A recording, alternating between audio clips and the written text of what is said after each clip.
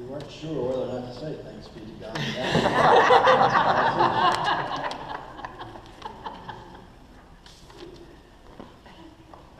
When I was growing up, my father never liked to dress up. I don't recall him wearing a tie more than a few times during my childhood. But my mother, a school teacher with many young female friends and coworkers, got invited to a lot of weddings. Now, ever since I was a child, I loved to wear a suit and tie. So I was always a willing guest with my mother to these weddings that my father rarely wanted to get dressed up to attend. But it wasn't just the prospect of getting dressed up that lured me to weddings. I could do that at home, and I did it often. I figured out very early on that weddings were the one place that I could take part in two of my favorite things at once: hors d'oeuvres and organ music. I would have gone anywhere for finger foods and a little buck. So a parable about a wedding feast fascinates me and makes me a little hungry. Once again, it strikes me how the sermon series that Pastor Allen put together for us is progressively opening our eyes to the complexity of the parables. Reading parables like this one makes you realize how nice we usually think parables are. Talking about parables typically elicits visions of the warm embrace of the father for his prodigal son now returned home, or the tender, solicitous concern that the Good Samaritan displays for the man he finds beaten and robbed and laying in a ditch. When we think about parables, our minds are usually filled with nice images, wholesome images, virtuous images. But there's nothing nice or wholesome or virtuous about this one. In fact, this parable is downright heinous, like something straight out of the mind of a psychopath. Someone remarked after my sermon a couple of weeks ago that they expected more hellfire and brimstone preaching from the Baptist. So welcome today with this parable. Just hard to resist. Now, the Gospel of Luke contains a version of this parable that is much nicer. In Luke's edition, the invited guests still reject the invitation to come to dinner. But in his version, the intended guests don't abuse and kill the host's servants. And no soldiers are sent to kill anyone or burn down any cities. In Luke's version, the poor and the crippled and the blind and the lame are brought to the party instead of the invited guests. And when there's still room to fill, the host sends the servants out to the highways and back alleys to invite anyone else who might want to come to the party. Now that is a nice parable. While Luke's version expresses his characteristic concern for the poor and the vulnerable of society, Matthew's version is indicative of the typical acts he has to grind with the religious elite and temple establishment. In fact, just before Matthew launches into this parable that we read today, the third in a series of similar parables confronting the religious establishment, the text says, "Now when the chief priests and the Pharisees heard the parable, they knew Jesus was talking about them. They were trying to arrest him, but they feared the crowds who thought he was a prophet." So to drive home the point, Matthew follows up two already rather harsh parables with this heavy-handed allegory of the kingdom of God. Now, all this imagery about cities being set on fire really hit folks where it hurts. Because, you see, Matthew's gospel is written just after the destruction of Jerusalem by the Roman Empire and burning of the temple in 70 CE. The allegorical message is pretty clear. You've rejected and killed the prophets and messengers of God for centuries. Now you got what was coming to you. If falls short of the subtlety and the mystery of the parables that we've encountered in earlier weeks in this series. And boy, isn't it ugly. I mean, it even ends ugly. Many people are invited, but few people are chosen. And while the hellfire and brimstone Baptist repressed deep down inside me might want to moralize about this passage, to make it about those who talk a good religious talk, but who refuse to conform their lives to the call of the gospel, that isn't quite what's going on here. I'm not sure that this passage is about some guests ultimately not being morally worthy of getting into the party. Remember this? Then those servants went to the roads and gathered everyone they found, both evil and good. Both evil and good. They were all brought to the party, which is, of course, an allegory for the kingdom of God. A few weeks ago, when we began the series on the parables of the kingdom, I suggested that the way Jesus told it, the kingdom isn't a pie in the sky when you die, by and by location to which we are all going. But that the way Jesus told it, the kingdom is an activity. Even though we have tried to tame it for centuries by suggesting it is a location out there somewhere. The way Jesus told it, the kingdom is an activity that begins with God, but catches us all up within its performance in the world. The kingdom is, as John Caputo puts it, not a different location, but a certain way of living in time. It's a promise of the kind of life that is possible, however impossible it may seem, when a divine peace rooted in justice is realized in our everyday activity. The kingdom is an activity, an event, burgeoning up in the world to which we are all, good and evil alike, invited, and by which we are all at times caught up quite unexpectedly. The kingdom is a certain way of living in time, here and now, that makes the impossible seem possible. That is a far more radical vision of life in the kingdom than an ethereal location somewhere out there. And it is that radical vision of the kingdom that is burgeoning up in our midst to ruin our comfort with the status quo, an event that is uncontrollable and uncontainable, that is behind Matthew's impassioned allegory here. And the whole parable just ends up as one ugly warning not to miss what is happening in our midst. But he just sort of went overboard with it, if you ask me. I mean, it's a really hard parable to get into. There's really only one person in this entire parable that evokes the least bit of sympathy, or at the very least is a figure we can perhaps identify with in some way.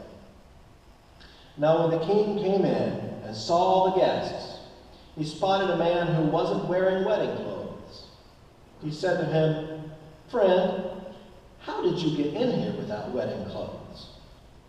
But he was speechless. The gay Catholic theologian James Allison, whose books are really intriguing and I recommend them to you, says the problem with the silent guest is that he does not imagine himself to be at a wedding banquet, but in a place of judgment. And for this reason, he does not dare to speak when he is addressed, and so receives treatment according to his imagination. When I was a kid accompanying my mother to these weddings, I no more knew or cared that I was at a wedding, and would have been satisfied just to be about any place where I could hear a little organ music and eat hors d'oeuvres afterwards. And most of the time I didn't even know the bride and the groom, and it didn't really matter to me. And the host came and saw all the guests, and saw one person who didn't look like they even knew they were at a wedding. He said to him, "Friend, how did you get in here without wedding clothes?" but he was speechless. The problem with the silent guest is that he does not imagine himself to be at a wedding banquet, Allison says. And I wonder, how would you know if you were missing the point of the event to which you have been invited? How would you recognize that you don't even know where you are anymore? When I think about the man in the parable, singled out in the crowd of wedding guests, confronted by the host, "Friend, how did you get in here?" I wonder how he couldn't know. Why he didn't imagine himself to be at a wedding banquet. Why he just stood there, speechless. But it is easy to forget where you are sometimes, and to not quite know anymore how you got here. I spend a lot of time in sermons talking about concerns of justice and moral responsibility and the ethical practice of a Christianity that always sides with the poor and the vulnerable of the earth. And I do that because I believe that's what practicing Christian faith is really about, despite all the ways we have tried to shape it into a support to prop up the status quo or into a cathartic form of spiritual therapy to ease our discomfort with the hard realities of injustice and violence and human degradation that surround us, or a set of beliefs to which we must intellectually assent. But taking seriously the call to acts of moral courage and ethical responsibility for our neighbors, and undertaking a full-bodied, wholehearted striving for justice begins in this parable with a simple affirmation that never came. You are here. It begins with imagining you are indeed living your life amid the unpredictable, uncontainable event that is the kingdom of God. That you are ever being called to and caught up in an activity that contains a promise of the kind of life that is possible, however impossible it may seem. You are here. The simple affirmation, you are here, seems a bit trite, I know. And of course you're here. Where else would you be? But to say it with real awareness, you have to really know where you are, to deeply acknowledge your own here-ness and to look seriously at the realities that surround you, to really know where here is.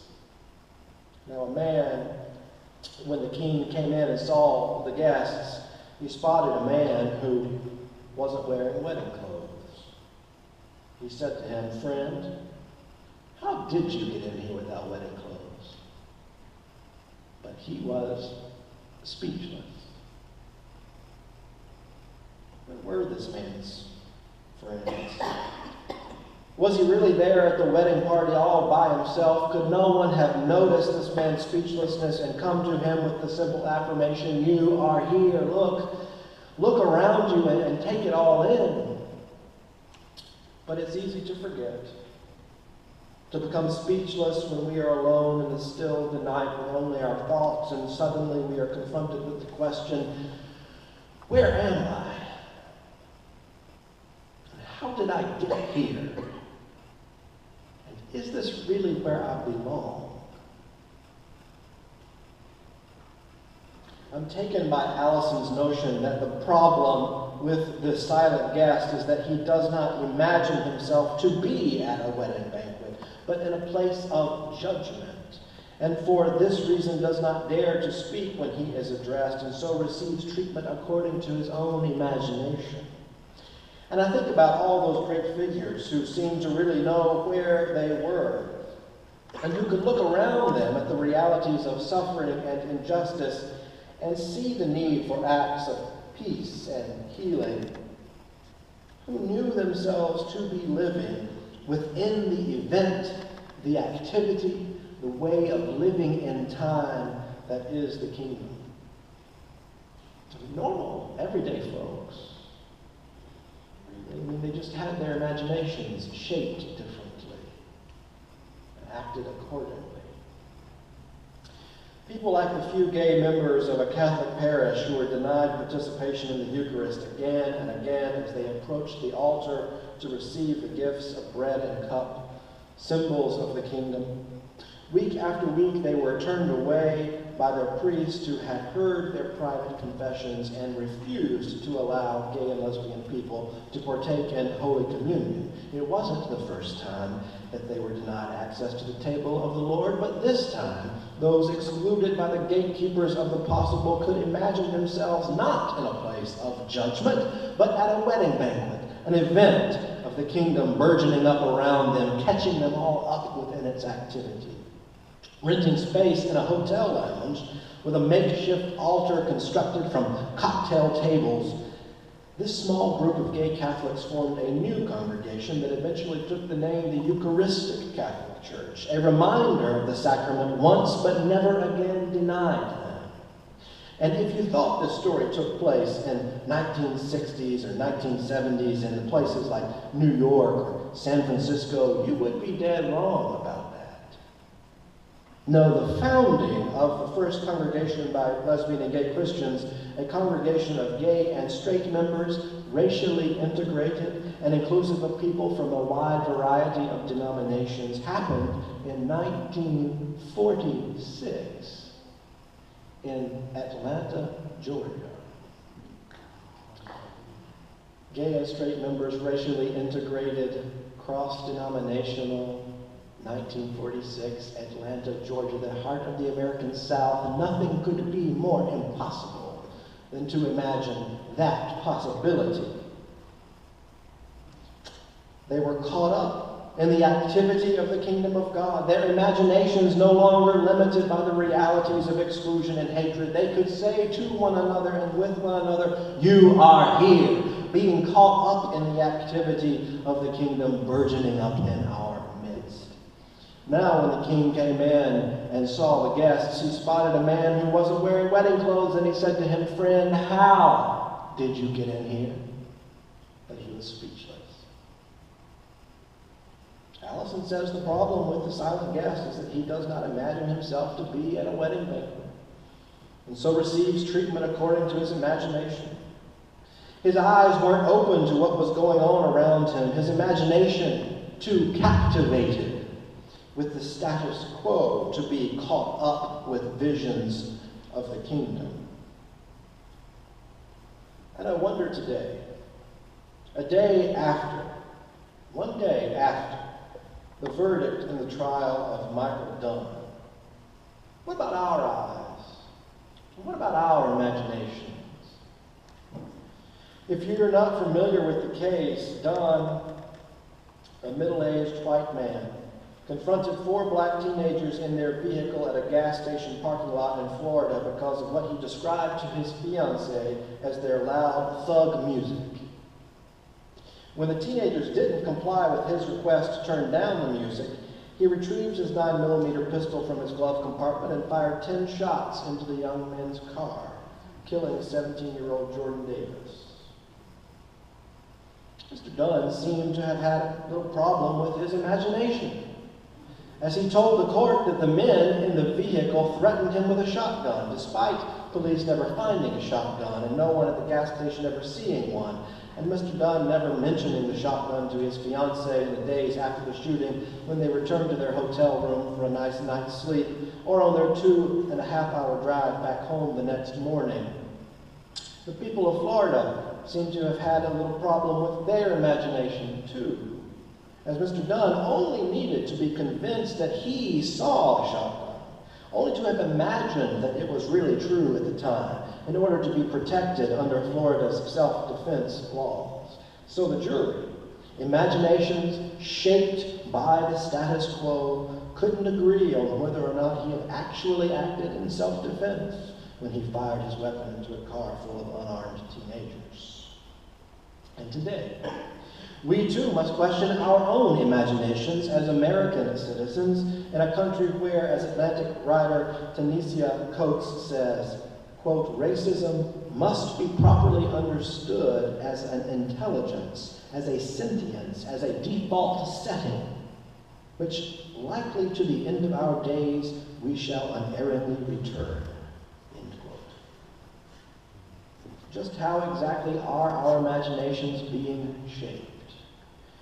By the status quo of racial injustice, the marginalization of human difference, the legitimation of violent acts of imagined self-defense that continue to be our national legacy, or by visions of a new creation, trying to be born, midwifed by our everyday acts of courageous defiance of the status quo.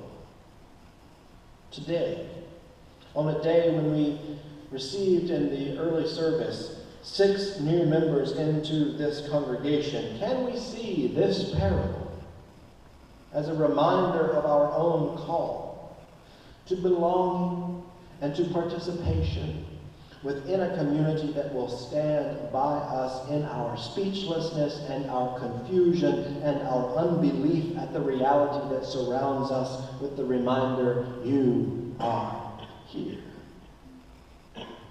Can we hear the call emerging through the language of this heinous, heavy-handed parable, a call to a certain way of living in time we've come to call the kingdom of God, a call to live with our eyes open to the world around us, with all of its beauty and degradation, goodness and injustice, kindness and violence. A call to help one another rekindle our imaginations when they are stifled by the status quo, so that we can see our lives being caught up in the activity, in the event of the kingdom, calling us toward a different way of living in time. Because the question will come again, in the stillness, in the dark, even in the loneliness of a crowd like a wedding banquet. How did you get here? And do you know where you are, really?